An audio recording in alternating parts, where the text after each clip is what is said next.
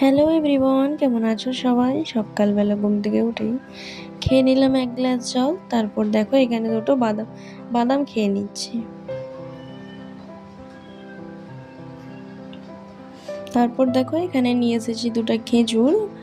খেজুরটাও খেয়ে নেব, তারপর খাবো এক গ্লাস জল। তারপর রান্না বান্না শুরু করব। তখন ঘড়িতে প্রায় বেজে গেছে 11টা মতো। আজকে যেহেতু মঙ্গলবার, নিরামিষের দিন, রান্না করেছিলাম বরবটি আলু ভাজা আর বিট ভাজা, তার সাথে ডাল আর সাদা ভাত। ব্যাস এই ছিল আজকে সাদামাটা মেনু।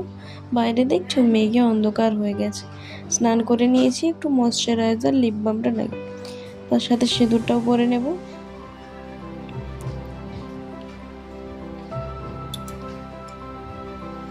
তারপর দেখো এখানে ভাত বাড়তে চলে এসেছি, যেহেতু অনেকটা বেলা হয়ে গেছে ভাতটা বেড়ে নিচ্ছি। আর আজকে যেহেতু রান্না বান্না সেরকম কিছু একটা হয়নি, তাই একটু আচারও নিয়ে নিলাম।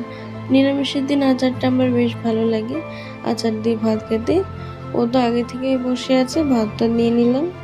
দেখো ভাত খাওয়া শেষ করতে না করতেই ঝমঝমিয়ে বৃষ্টিও নেমে গেছে। আবহাওয়াটা কিন্তু বেশ ভালো লাগছে এই গরম